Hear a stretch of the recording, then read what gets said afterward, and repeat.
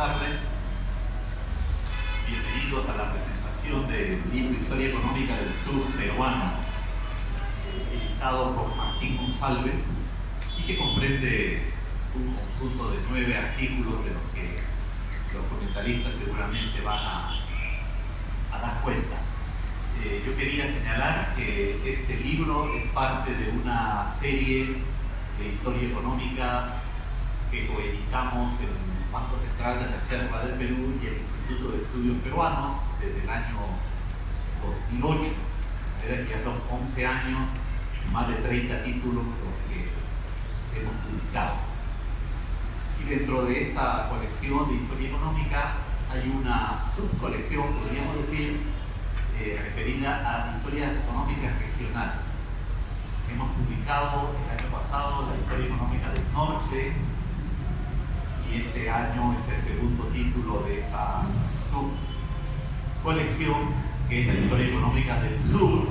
El próximo año esperamos publicar la historia económica de la región central y un año después la historia económica del oriente peruano, de manera que los grandes espacios regionales del Perú quedarán cubiertos en esta colección. Para la presentación de este libro contamos con dos excelentes académicas, Lucía Balbuena Cotlear y María Isabel Remy Sigmatomi. Entonces las presento brevemente. Lucía Balbuena es arqueóloga por la Pontificia Universidad Católica del Perú y gerente general de Transhumantes, una organización dedicada a los estudios y la prospección arqueológica. Ha hecho trabajos de su campo profesional en Arequipa y Moquegua y ha dirigido el proyecto Queyabeco. Está bastante calificada y compenetrada con la historia económica prehispánica de la región sur. Es autora del libro Arqueología de Nezahualcóyotl al pie de los volcanes, publicado hace 2 años. Y tiene en prensa el libro Los Chancas de Oyocorco, que aparecerá próximamente. Vamos a escucharla por espacio de 10 minutos, después de lo cual vendrán los comentarios de María Isabel Remy, que presentaré en su momento, y luego la respuesta a los comentarios del editor del libro, Martín Monsalve. Entonces, Lucía, somos todo oídos. Buenas tardes, muchas gracias por la invitación. Yo encantada de comentar un artículo de mis compañeros de la Universidad Católica, Rafael Vera Centeno y Grace Alexandrino. Los cambios que se producen durante los procesos históricos de las sociedades están enlazados directamente con la economía de las mismas. La disponibilidad y apropiación de recursos de subsistencia se articula al desarrollo de tecnologías que permiten mayor eficiencia en su adquisición y producción, y a la vez se asocia a los cambios sociales y políticos en torno a ello. Por ejemplo, un campamento logístico de bandas nómades debe su origen a la necesidad de buscar recursos que se encuentran lejanos a su hábitat originario. La domesticación de plantas y animales permite que dichas poblaciones puedan asentarse porque ya no dependen de lo que puedan cazar o recolectar. El sedentarismo, asociado a la agricultura y ganadería, facilitan el acceso a una mayor cantidad de recursos y esto al incremento de la población. Una mayor población, una población de mayor tamaño conlleva a su vez a formas jerárquicas de organización social y política que permite definir roles dentro de la sociedad. La necesidad de recursos de nuevas áreas se convierte a sí mismo en un vehículo que permite establecer redes de intercambio o mecanismos de control sobre nuevos territorios y otras poblaciones. Entonces, en este marco, comentaré el capítulo 1 del libro Historia Económica del Sur Peruano. Este capítulo lleva por título Economía y sociedades prehispánicas en el sur andino. y ha sido escrito por mis colegas arqueólogos, el doctor Rafael Vega Centeno Saralafos y la magíster Grace Alexandrino Ocaña. Me van a disculpar, voy a leer porque si no puedo medir el tiempo. A través de 44 páginas de fácil lectura, el artículo permite entender, a partir de la cultura material y las investigaciones arqueológicas llevadas a cabo por diferentes investigadores, cómo se desarrolló el proceso evolutivo de las sociedades prehispánicas en el área centro-sur. Los autores inician introduciendo al lector en la definición de los Andes centro-sur como un área histórica, cuyas singularidades permiten diferenciarla de las áreas vecinas. Este proceso histórico de adaptación, consolidación territorial, complejidad social, fragmentación política, hasta la hegemonía del control inca, habría estado ligado inicialmente a las particularidades geográficas y ecológicas, la disponibilidad de recursos condicionados por dicha geografía y el aprovechamiento de estos por parte de los grupos humanos, para luego vincularse al desarrollo de tecnologías que permitieron no solo la producción intensiva de recursos, sino también la ampliación de las fronteras agrícolas, así como mecanismos políticos que permitieron el aseguramiento de la adquisición de recursos fuera de su entorno geográfico. El sur andino ha sido habitado desde épocas muy tempranas. Las poblaciones incursionaron desde finales del Pleistoceno hacia nuevos territorios en búsqueda de recursos, generalmente de alta calidad proteica. Estas incursiones a nuevos territorios estuvieron acompañadas incluso de cambios fisiológicos que les permitieran manejarse en estas nuevas condiciones geográficas y atmosféricas. De acuerdo a los autores, las evidencias más tempranas de ocupación humana en esta región corresponderían al periodo arcaico temprano, es decir, a 7500 y 4000 a.C. Evidencias de estas poblaciones tempranas son presentadas tanto para el área del altiplano como para las cuencas que desembocan en el Océano Pacífico y en las regiones de Arequipa, Puno y Moquegua, así como las ocupaciones costeras en los desiertos de Tarta, Hilo y Atacama, norte de Chile. Estas poblaciones, que habían estado conformadas por grupos reducidos, parecieron tener una alta movilidad y una subsistencia que se orientó a la caza de camélidos y cérvidos. Estas poblaciones habrían sido inicialmente ocupaciones estacionales, para pasar posteriormente a ocupaciones más prolongadas en un proceso de sedentarización temprana. Los autores de Centeno y Alexandrino afirman que a mediados del tercer milenio a.C. se da el proceso de consolidación territorial, caracterizado por la creciente sedentarización de las poblaciones y la intensificación del aprovechamiento de plantas y animales, que en ciertos lugares llevó a la transformación de especies en variedades domésticas. Tenemos así este fenómeno de sedentarización que tiene consecuencias fundamentales en la relación física, socioeconómica y cognitiva entre el ser humano y su territorio. Este fenómeno, de acuerdo a los autores, estuvo diferenciado de acuerdo a las características medioambientales a las que los seres humanos se enfrentaron. Mientras que en el desierto de Atacama, por ejemplo, se fueron asentando poblaciones especializadas en las actividades de pesca y recolecta de moluscos, en la cuenca del lago Titicaca se estaría dando probablemente el inicio del cultivo de la quinoa y la crianza inicial de camélidos hacia los 2400 a.C. En la cuenca del Titicaca, este proceso de sedentarización y de domesticación de especies estarían ya consolidados hacia el año 1500 a.C., iniciándose así una etapa de desarrollo de la complejidad social. De acuerdo a los autores, para entender esta etapa de desarrollo de complejidad social y la aparición de los primeros centros regionales, se centran en la cuenca del lago Titicaca, donde se muestra para los inicios de este proceso una concentración de asentamientos en ciertos sectores de las orillas del lago, donde algunos son de mayor tamaño y con espacios de carácter público. El sitio arqueológico de Chiripa, por ejemplo, muestra que el crecimiento de los espacios públicos a través del tiempo estuvo acompañado de la aparición del arte figurativo. En este sitio, junto a otros de la cuenca, cada uno con su propia área de influencia, este sitio se constituirá en centros de poder autónomos debido a su constante interacción. Compartirían además una matriz cultural común. Estos centros se desarrollaron sobre la base de una economía agrícola, con pastoreo extensivo complementada con la pesca en el agua. Estos centros desaparecieron alrededor de los 200 años antes de Cristo para dar paso a nuevos centros con edificios de mayor escala, entre los que destacan Pucará y Tiahuanaco, donde se observa la consolidación de una ideología religiosa. El surgimiento de estos nuevos centros estaría además vinculado a un proceso de intensificación agrícola asociado a la habilitación de los campos elevados, o lo que comúnmente conocemos como camellones. Ya para el primer milenio después de Cristo, los autores afirman que la cuenca de Titicaca se constituyó como el área de mayor dinamismo socioeconómico y como polo articulador de los Andes centro-sur. A partir de 450 después de Cristo, con la consolidación de Tiahuanaco como primer estado macrorregional en los Andes centro-sur, el proceso de articulación macrorregional adquiere otra escala, al convertirse en un agente dinamizador de las actividades productivas e interacción.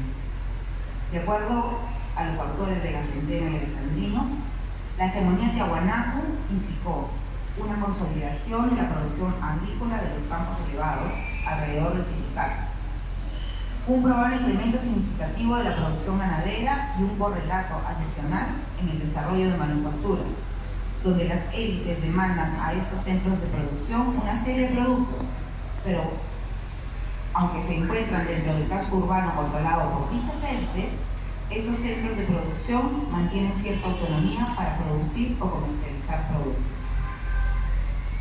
A partir de las evidencias arqueológicas registradas en otras regiones del área centro-sur, mis colegas desarrollan la estrategia que Tiahuanaco empleó para asegurar el acceso a recursos que se encuentran fuera de la cuenca de Tiahuanaco, como la sal del desierto de Atacama o recursos agrícolas de otros pisos ecológicos, a través del traslado de poblaciones o mediante la asimilación,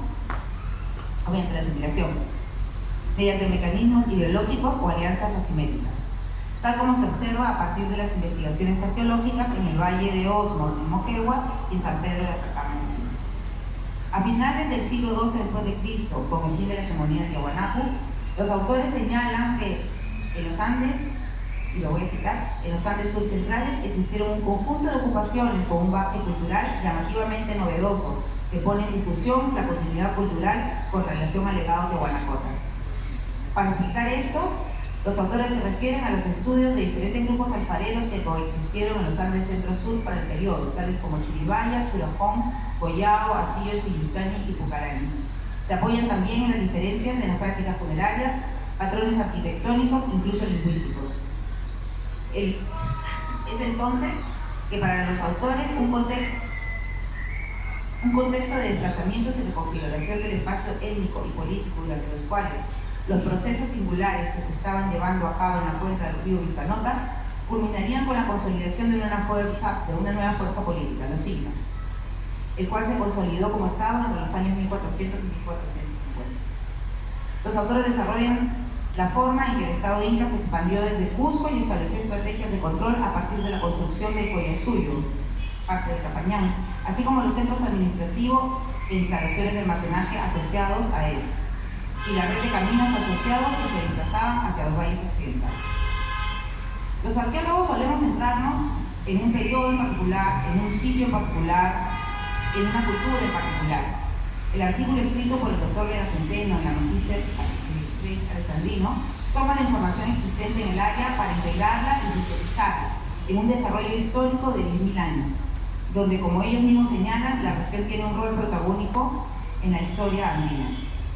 Ver integrado en un solo artículo los aportes independientes que muchos investigadores han llevado a cabo en el área centro-sur andina y cómo toda esa información se entrelaza para entender de manera integral el desarrollo socioeconómico y político del área como un todo, es un aporte significativo para entender el pasado histórico de la región sur a partir de su cultura material.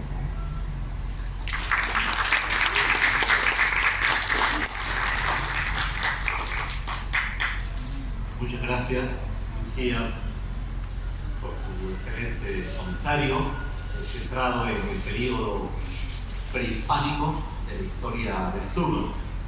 El libro contiene capítulos también sobre las otras épocas, como la colonial y los siglos XIX y XX, y precisamente sobre estas otras épocas, en concreto la parte republicana temprana, es que va a centrarse el comentario de María Isabel Remy, a quien paso a presentar. Ella es socióloga por la Pontificia Universidad Católica del Perú y cuenta con estudios de maestría en Historia de las Civilizaciones por la Escuela de Altos Estudios de París. Ha trabajado en diversos centros de investigaciones de nuestro querido Perú, como el Centro de Investigación y Promoción del Campesinado en Piura, también el Centro Bartolomé de las Casas en el Cusco, y ahora lo hace en el Instituto de Estudios Peruanos. Es autora de diversos libros de la historia agraria y rural del Perú, entre ellos Estructura Agraria y Vida Rural en una región andina, el Valle de Ollantaytambo entre los siglos XVI y XIX, que coescribió con Luis Miguel Laura. Vamos a escuchar entonces también por el espacio de 10 minutos su comentario. Muchas gracias. Es realmente un gusto haber sido invitada por Carlos Contreras y Martín Monsalve a presentar un libro como en Historia Económica del Sur, Lanas, Minas y Aguardientes en el espacio regional. Un libro excelente, como todos, tengo que decirlo, de la colección de Historia Económica que coeditan el BCR con el IEP, que ya va en su número 36, si no me equivoco, y que quizás animemos al BCR y al IEP a presentarnos un paquete de los 36 y poderlos comprar para que todos lo difundamos. Es realmente una biblioteca completa de historia económica. Este libro trata sobre el sur, es un gran fresco de la economía del sur peruano. Ya sé donde Martín va a explicar, se ordena por capítulos, primero cronológicos y luego temáticos. Entonces nos presenta la economía del sur como una región, pero como advierte Martín Monsalve en su introducción, esta región no es una región natural, no es el Valle de Jequitepeque, en fin, es una construcción histórica, una construcción económica y política a lo largo de la historia, y por lo tanto es cambiante en su territorio, el territorio que abarca el sur, y cambiante en su importancia en la economía nacional. Por eso cuando hablamos del sur, no necesariamente estamos hablando del sur que comentó Lucía, ¿no es cierto?, o del sur colonial que todavía integra la zona de Potosí. Ambos elementos de cambio, tanto el ámbito territorial como la importancia en la economía nacional, muchos de estos cambios se procesan precisamente en el siglo XIX, en la compleja formación del Estado peruano y el complejo equilibrio o balance de poder de sus élites. Como se recuerda, es en este siglo XIX que el Estado peruano pierde Arica y Tarapacá, y entonces su puerto más austral termina siendo Islay o luego Hilo, donde se ha perdido Arica, ¿no es cierto? Se ha formado frontera con Bolivia, se pierde entonces Bolivia como parte de un mercado interior, y sobre todo es el periodo en el que el sur peruano deja de ser importante en la economía nacional. Lo había sido por sus indios, sus lanas, sus metales, pero se rezaga cada vez más respecto de Lima y respecto del norte. Es sobre este sur en el siglo XIX que procesa los cambios que venimos de comentar, que trata el artículo excelente de Neil Jacobsen, Ciclos cambiantes de materias primas, internacionalización limitada y productividad restringida, la economía del sur peruano 1821-1932, que me invitaron a comentar. El texto es muy interesante, se organiza en torno a dos grandes ciclos económicos del sur peruano. El primero entre 1821 y 1883, es decir, entre la independencia y el final de la Guerra del Pacífico, y el segundo entre 1884 y 1932, la Guerra del Pacífico a la Gran Depresión. Cada uno de estos ciclos con sus fases de alza y caída, asociados de manera muy importante, tanto en algunos casos a acontecimientos políticos como a las fluctuaciones de los mercados. Ahora, a lo largo del periodo es que el sur se va rezagando. Al inicio del periodo el sur es muy importante en la economía peruana. Al final del periodo ha perdido esa preeminencia frente a Lima y la costa norte, que han empezado un crecimiento acelerado.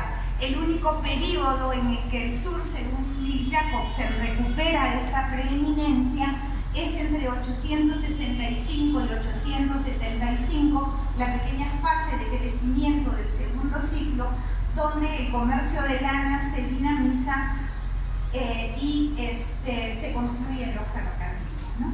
Ahora, este sur peruano, con la mayoría de sus ciudades y de su población en la sierra, es un espacio de conexiones muy difíciles. La mayoría del tiempo lo que tenemos son recuas de llamas o de mulas bajando por estrechos desfiladeros entre las punas y los valles en viajes largos y sobre todo costosos. Uno de los temas importantes es el costo del transporte de los productos en el sur. Según Jacobsen, en este periodo se dan tres cambios en las tecnologías del transporte que son muy importantes porque se asocian, se engarzan con cambios sociales también. Como cambio en la tecnología del transporte está la introducción del ferrocarril, está la construcción del ferrocarril del sur que une el puerto de Mollendo con la ciudad de Arequipa, 871, con la ciudad de Puno, 874, con la ciudad de Cusco, 904. En torno a este eje se articularán entonces todas las economías de la región y los pequeños circuitos comerciales.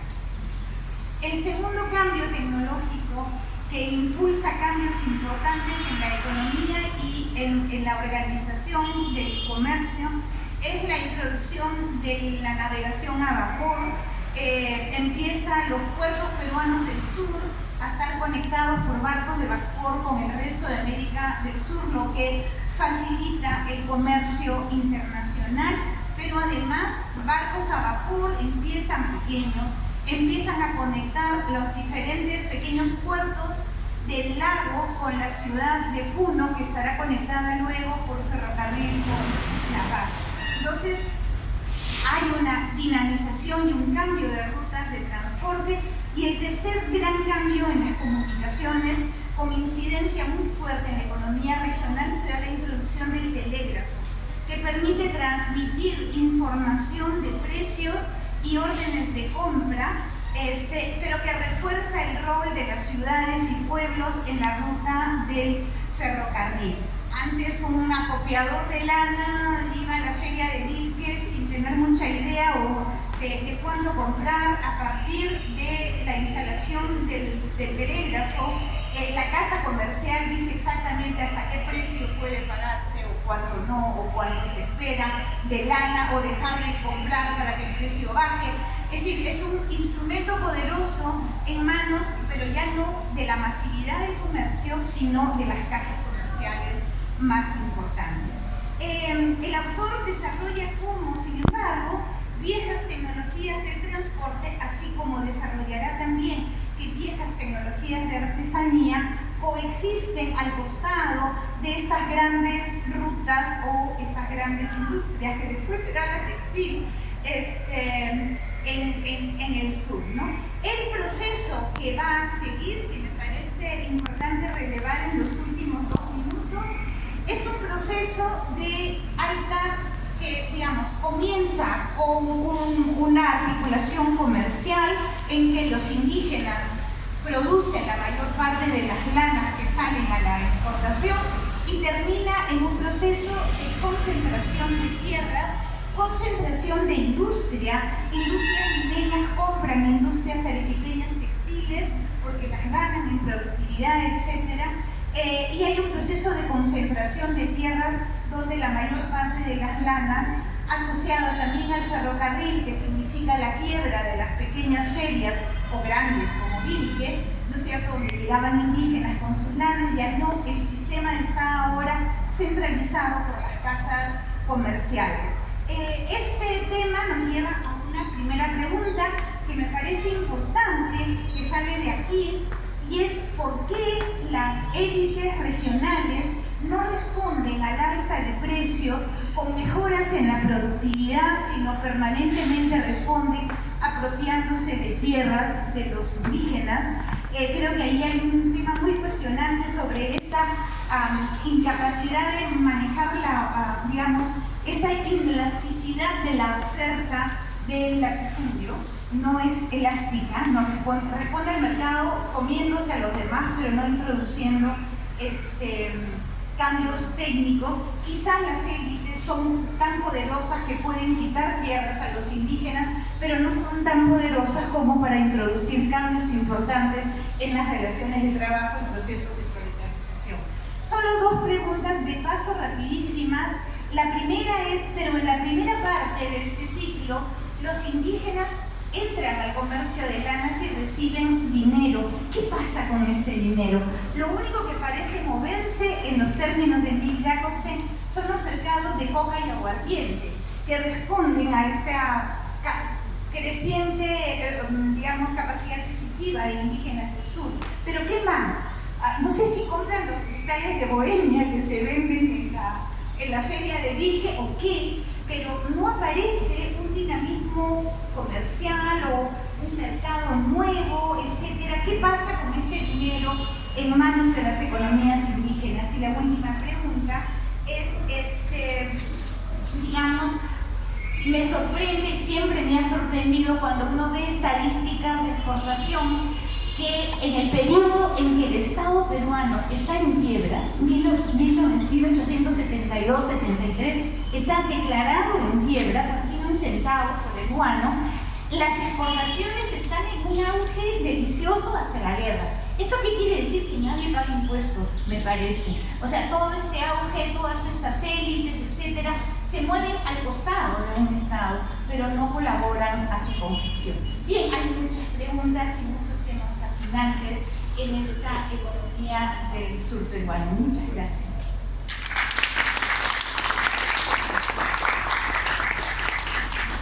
Gracias, María Isabel, por tu comentario a esta parte de la historia económica regional.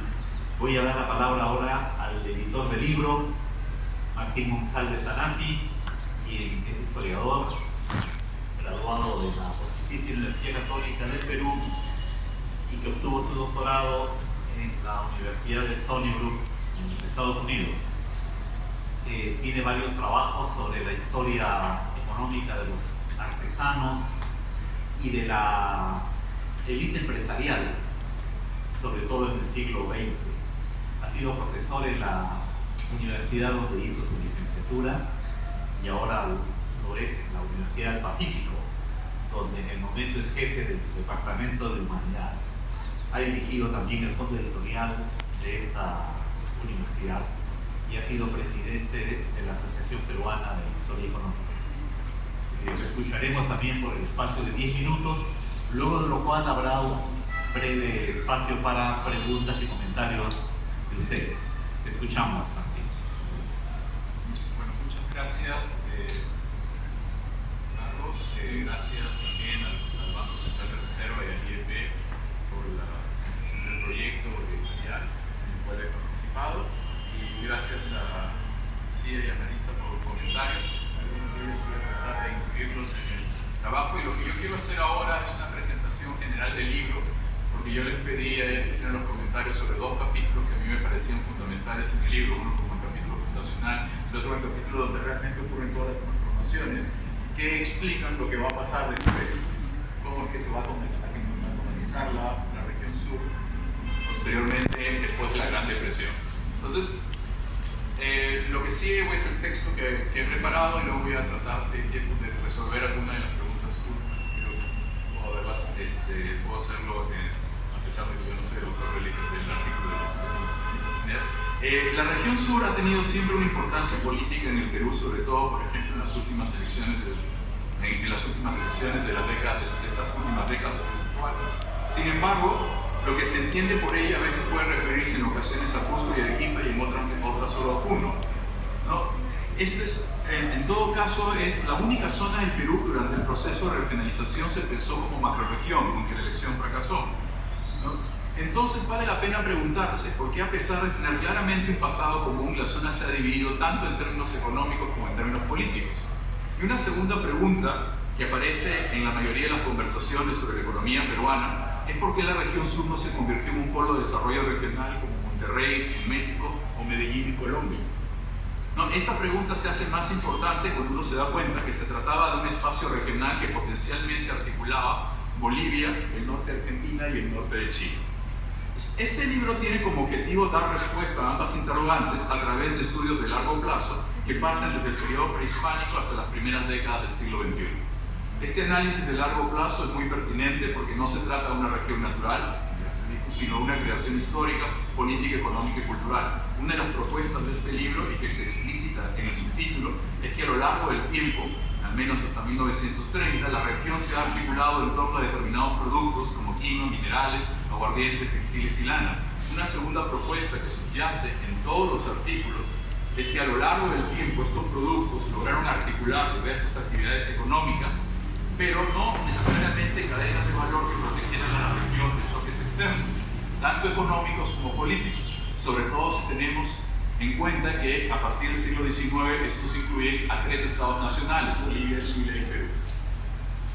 Una tercera propuesta es que la creación de esas cadenas de valor no era tan sencilla, ni estaba solo sujeta a la voluntad de las élites, porque dependían de la evolución de los sistemas laborales y de la propiedad en la región, también del acceso a créditos e infraestructura y a política internacional. Recuerden que hay las guerras de la Confederación Peruano-Boliviana y la Guerra del Pacífico. En resumen, este libro presenta un análisis histórico sobre cómo la evolución de las estructuras e instituciones económicas han definido lo que hoy denominamos región sur peruana a lo largo de casi 500 años.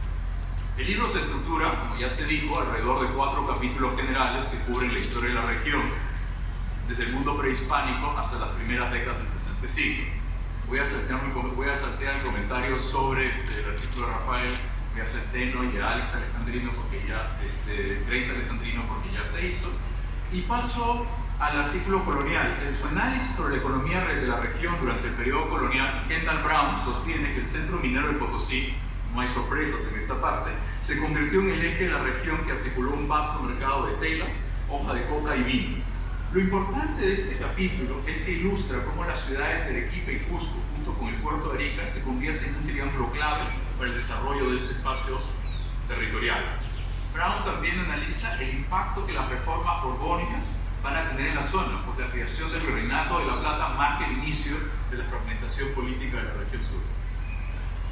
El capítulo de Bill Jacobsen, a pesar de que ya ha sido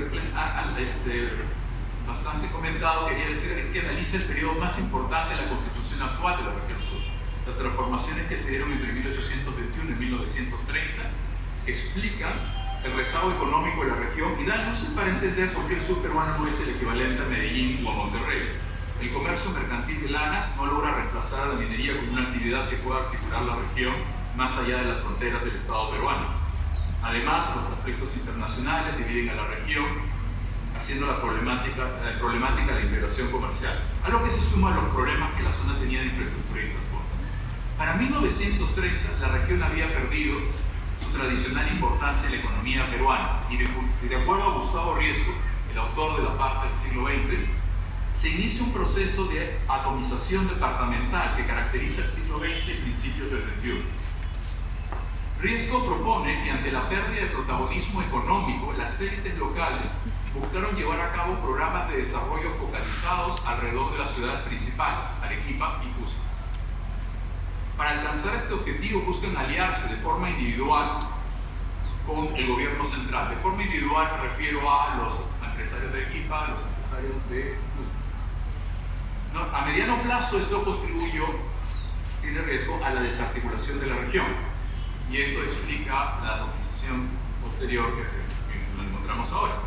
La segunda parte del libro está compuesta por estudios que desarrollan a profundidad algunos de los temas planteados en los capítulos de la primera parte.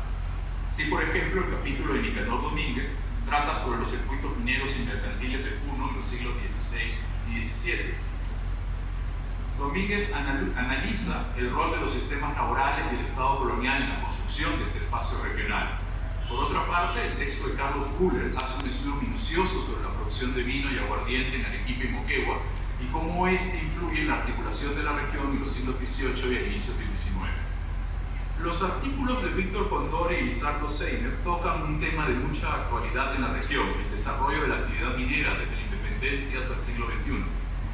Condori hace un detallado estudio de las dificultades que afrontaron los empresarios mineros en la zona de Arequipa durante el siglo XIX, mientras que el trabajo de Seiner nos brinda un panorama regional de la primera mitad del siglo XX.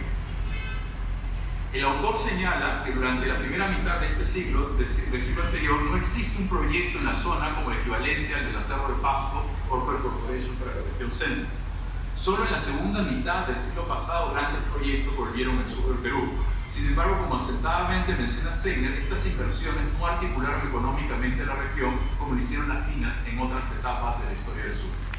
Finalmente, el capítulo sobre los empresarios e industria en Arequipa y en Cusco retoma el tema planteado por Riesco, el desarrollo local sobre el regional, pero también analiza el rol de las empresas familiares y la actividad política empresarial que tuvieron en los desarrollos locales y regionales entre 1890 y 1930, estableciendo las características de las empresas que existían en Arequipa con respecto a las empresas de Cusco. Y las mayores diferencias es que las empresas de Arequipa vienen desde la actividad mercantil, vienen desde las casas comerciales, mientras las cusqueñas provienen de la hacienda. Es un caso interesante porque es el caso de la industria rural, que es la que marca el punto. Entonces, en resumen, lo que el libro trata de presentar nuevamente es un esfuerzo de largo plazo para entender cómo evoluciona una región y contribuye de alguna manera a explicarnos cuáles son los retos de la región sur o surandina en la actualidad, ¿no? Y cuáles son sus planteamientos hacia el futuro. Esa es más o menos la visión general del texto. Con respecto a las preguntas sobre la élite regional, la productividad y la profesión o sobre el resto indígena, Neil Jacobsen da a entender, y en otros textos sobre economía artesana se da a entender que sí hay un mercado local, pero es un mercado artesanal, es decir, los puestos artesanales son los que absorben esta demanda indígena a partir de este dinero que obtiene la población indígena con las lanas. No solo se consume en aguardiente, hoja de coca, sino también en textiles. Justamente el argumento que de Jacobsen y de otros es que no es tan cierto que las empresas extranjeras manden textiles importados y esto desplacen a los nacionales en esa zona. Eso explicaría por qué Luque, por ejemplo, o todas las textiles de Cusco pueden sobrevivir y desarrollarse en ese momento. No tienen un mercado local, que sí corresponde a eso. Sobre el asunto de la importancia, bueno, eso sí, yo lo veo más para ver como yo trabajo la propia tecnología. Es muy difícil la importación de tecnología en el sur, justamente por el transporte y por los costos que tienen las patentes, todo por el estilo. Sí, aumentar la productividad no es tan sencillo, digámoslo así, y no es que no haya esfuerzo, porque en Lucre o en Arequipa se hace el esfuerzo en traer maquinaria de gran escala, pero el mercado local es demasiado pequeño para responder a esa maquinaria y a la importación de ingenieros que hay que hacer para poder que funcione todo ese tipo de empresas. Sin embargo, de acuerdo, sí hay un proceso de expansión a través de expropiación de tierras y mayor productividad. Tal vez la explicación se deba justamente al problema que implica traer tecnología. Bueno, y con esto yo quería, con eso termino básicamente mi explicación. La pregunta de fiscalidad se me corta.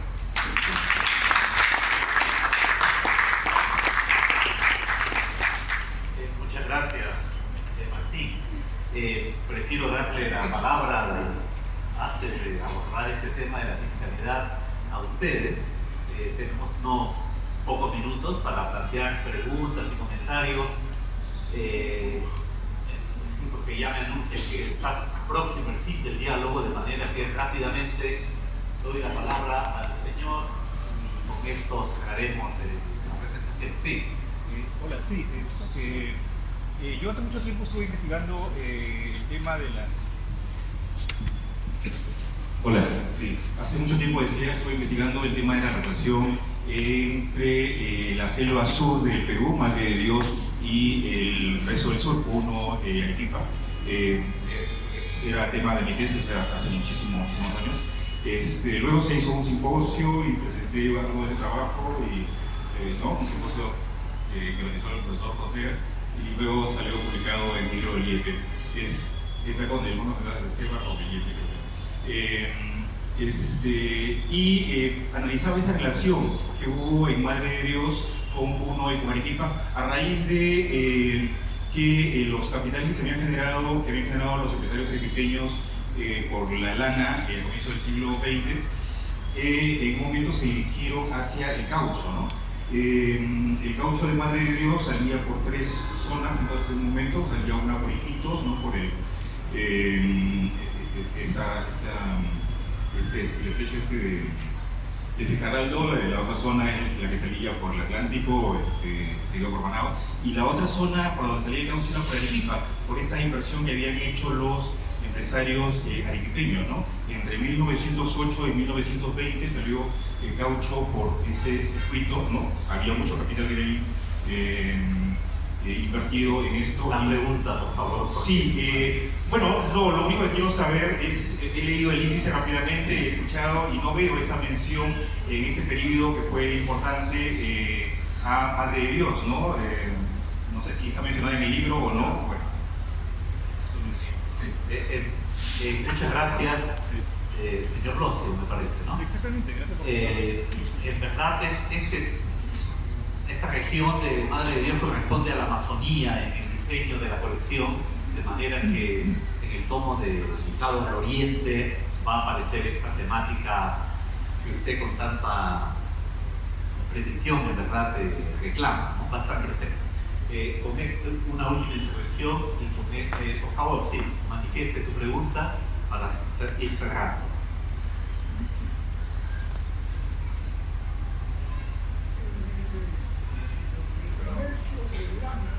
¿Hay un micrófono para el...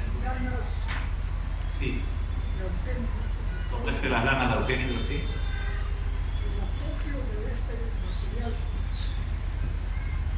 Ahí va el micrófono. Se prestaba para la exportación. Se acopiaba la lana y siempre llegaba a los almacenes de Arequipa. Y de Arequipa salía para Europa. Este acopio era base no para la opulencia, sino para muchas familias. Era un recurso. De tal manera que esas familias en estos pueblos, en las partes bajas, eran fijas, estables. Pero esta bonanza de las familias andinas tradicionales no se quiebra, pero se baja después de la Segunda Guerra Mundial, porque aparece en el mercado una fibra que sustituye a la lana de alpaca o a la lana de ovino, que es el acetato, la fibra sintética. Eso no se ha comentado ahora. Falta estudiar ese fenómeno porque las familias que gozaban cierta bonanza por el comercio de la lana migran a la ciudad porque ya no es negocio permanecer allá. Muchas gracias. María Isabel Remy va a dar respuesta a su comentario. Solo una cosita. Efectivamente, como ha mencionado el señor, este comercio de lana involucra a muchísimos actores. Están los productores de lana. En el caso de la alpaca, incluso luego del periodo de la gran expansión expansión de la hacienda, en muchos siguen siendo pequeños productores. Pero usted ha mencionado a los acopiadores y efectivamente es una enorme cantidad de personas viviendo en los pueblos que se dedican al acopio de lana.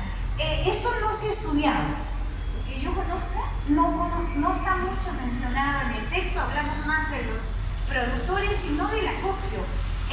Y el acopio es muy importante cuando hay vigencia de economía campesina, o sea, las pequeñas economías, cuando no están asociadas, por eso todo el mundo habla de asociativismo hoy en día, cuando no están asociadas requieren un intermediario, un acopiador, alguien que recorra de sitio en sitio y tiene unos costos muy altos de transporte, de transacción, etc. Ese lado del comercio efectivamente no está trabajado.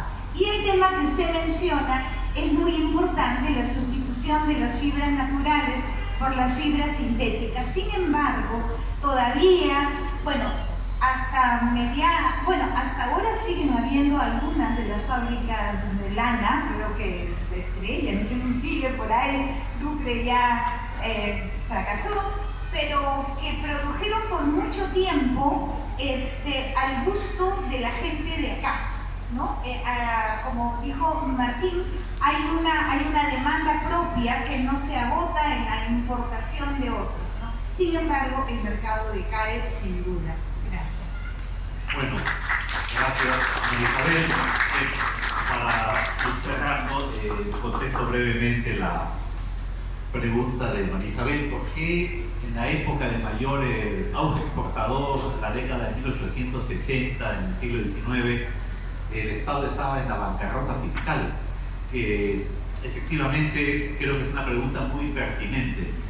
Bueno, por un lado, el problema era el sistema de vivir de los adelantos del porvenir, como lo llamó Manuel Parlo. El Estado se había endeudado bastante para la construcción de los ferrocarriles y para pagar los préstamos, las ganancias de las exportaciones se iban en ello y ya no llegaban al Estado. Pero más allá de eso, efectivamente el sistema fiscal peruano de aquel entonces no estaba preparado para recoger las ganancias de la clase exportadora ni de los propietarios. Era un Estado que simplemente recaudaba derechos de aduana, de manera que solo cuando los exportadores consumían bienes importados, el Estado podía recaudar algo. Pero sus ganancias como exportadores o como propietarios de tierras o minas no estaba grabado, ¿no? Esa va a ser una historia del siglo XX, que recién el Estado comience a preocuparse por grabar este tipo de rentas. Bueno, quisiera cerrar agradeciendo su presencia esta tarde y anunciándoles que el libro está a la venta en la entrada de esta sala al precio especial de 68 soles, mucho menos que los 85 que es su precio habitual.